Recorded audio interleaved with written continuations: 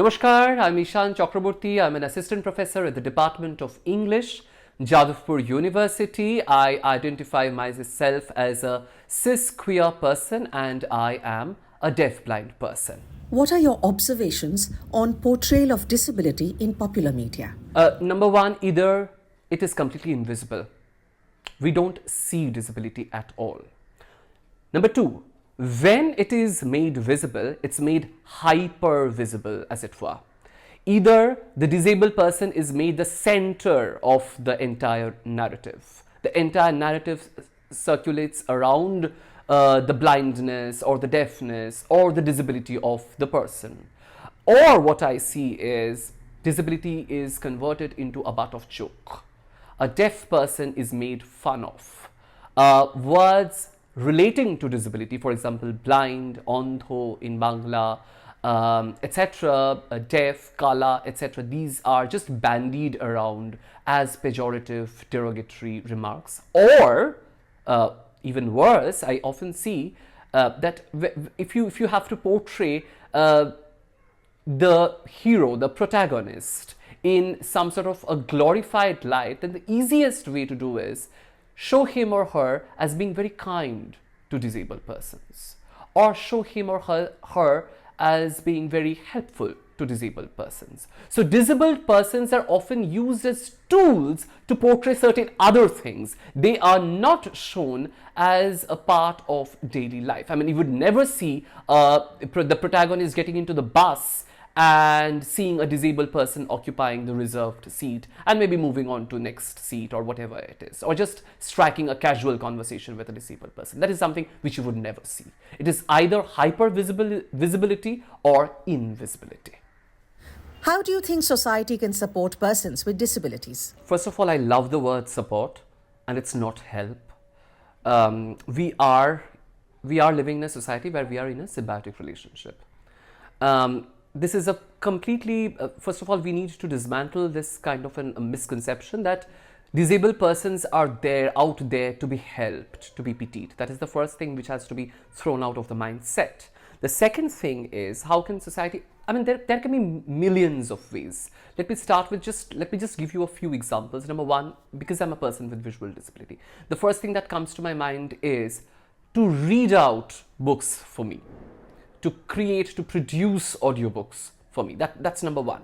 Number two is working as escorts for persons with visual disability. For example, helping them or supporting them, giving them support when you are going to a particular, maybe a building, a public infrastructure, you're getting into a campus, etc. So offering your support there.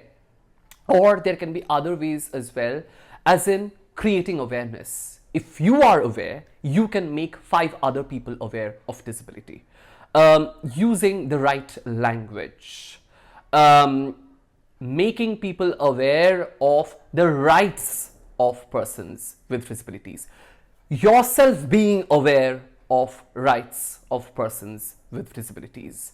And seeing this as a kind of a gesture which one must do, ought to do as a responsible citizen. Do share your views on the intersectionality of disabilities and how it shapes someone's identity based on disability, caste, class, and sexuality.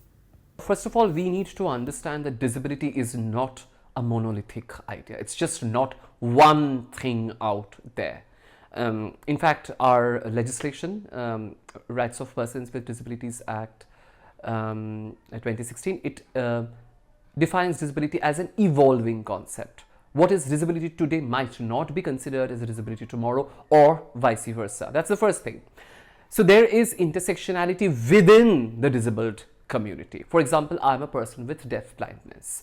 I'm completely deaf in my left ear, but I also have profound level of vision loss. So there I have a multiple disability, and there two disabilities are intersecting, interacting with each other in a unique way to create a unique disability itself. But at the same time, I'm just not a person with disability. I'm also a male-bodied individual. I'm also a queer individual. I identify myself as a cis gay man. Now, what does it mean to be a deaf-blind person and a queer individual? When I am in the queer community, I often feel discriminated because of my disabilities. And again, when I'm in my disabled community, I often fail to explain, often, but not always, but often I fail to explain my sexual orientation, my sexual needs, etc., my thoughts about partnership, having a partner, going out on dates, etc. They do not often match with my other disabled friends. So that is a unique situation that I am in, but also other form, for example, I'm completely mindful of the fact that I am from an upper caste background. I am from an upper middle class background. So class, these can also function as other other tenets, other forms of marginal identities which interact in turn with disability to create a unique mesh of being, as it were. I celebrate it because I have certain cultural capital, but many disabled friends of mine, they have said that you can be so vocal about your queerness. Being a disabled person, you can quote unquote afford to do so, but we can't. We don't have that cultural capital. So we need to understand that as well. What's your take on marriage and sexuality? Able-bodied persons or even disabled persons, they love to talk about marriage as far as disabled persons are concerned, because they see marriage as a quote-unquote support system.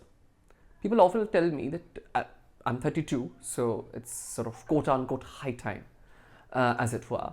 And people always tell me that you must get married, you need someone to take care of you. So even this institution of marriage is seen as sort of a support system. I will be a dependent, as it were. I need a caregiver. So marriage as that kind of an institution. But it's not about sexuality or pleasure or entertainment that they are talking about. As if disabled persons, they should be talking primarily about kapra, roti, makan. That are the things, and education probably. Those are the things that disabled persons should be talking about, not about sexuality. Because anyway, even today, I must say, even today in a country like India, talking about sexuality is a taboo.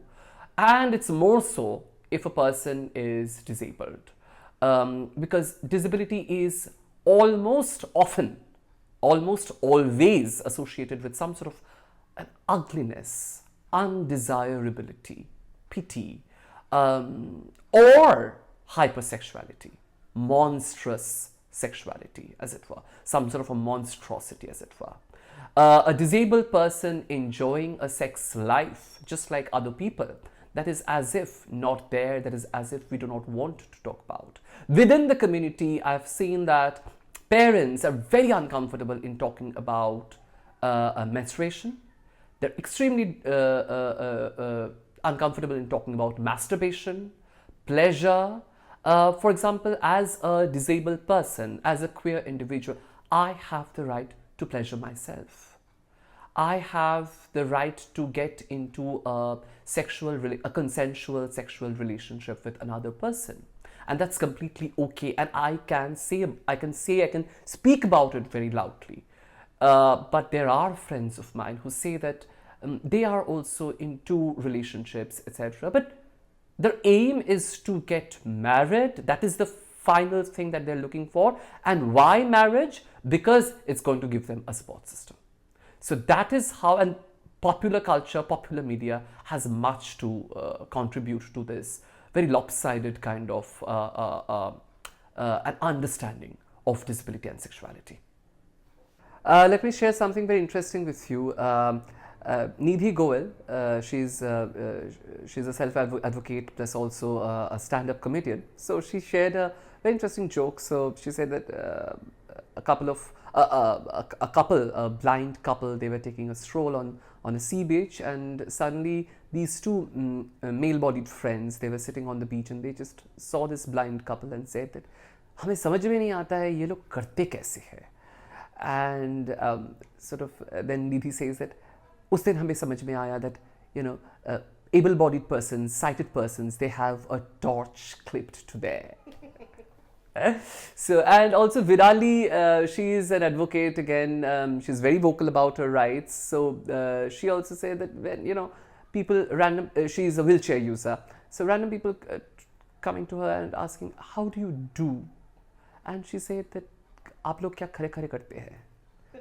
So it's as if a taboo that we don't want to talk about, and yeah. Who do you think is accountable for ensuring a better life for persons with disabilities? Well, the easiest answer is State Commissioner for Disability. But you also have the civil society. You also have your NGOs, you have other people, advocates, activists working for you. But I think everybody is accountable because I am a part of the society. And I have my duties to the society, but the society also has its duties towards me. The society as a whole must be held accountable. But the moment I use the word society, I understand that probably I'm depoliticizing it a little. I'm spreading it a little too thin. Therefore, probably it's to start the conversation, I think it's important to pin down, to actually point out that the first responsibility, of course, government will have to take the responsibility, but the person next to you must also have to take the responsibility, must also be held accountable. It's just not that it's their problem, it's our issue, it's not a problem. We would love to know the role your mother has played in your life as a primary caregiver. She's my primary caregiver, yes, but she's also it's a very cliched phrase, but for lack of a better phrase, she is my friend, philosopher, and guide. I remember how because in a country like India, in a patriarchal society like India, women caregivers, they are also subjected to various kinds of discrimination. She was also subjected to various kinds of discrimination. She had to face various derogatory comments as if she has, quote unquote, not been able to give birth to a healthy child. These are comments that she had to hear from relatives, from other family members, etc. She is a homemaker. She's not a working mother, but she has always been with me, literally like my shadow, as it were.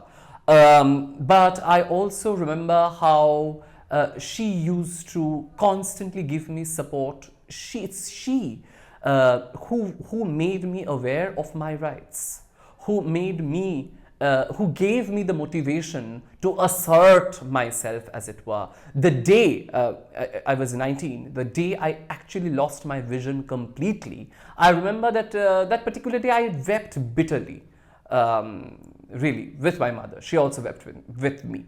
But that was the only day. And then the struggle started anew, and she was there with me. She was there with me when I was struggling with my education. She used to read out my books to me. She used to be my reader, as it were. She used to also at times she used to work as my amanuensis. I used to dictate stuff to her, and she used to write them for me.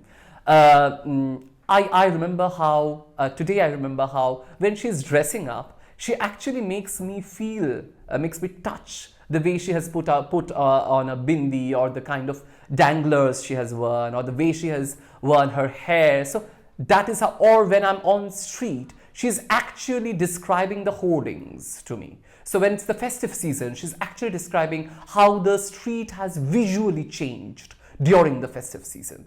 So in many ways, she is what I am today.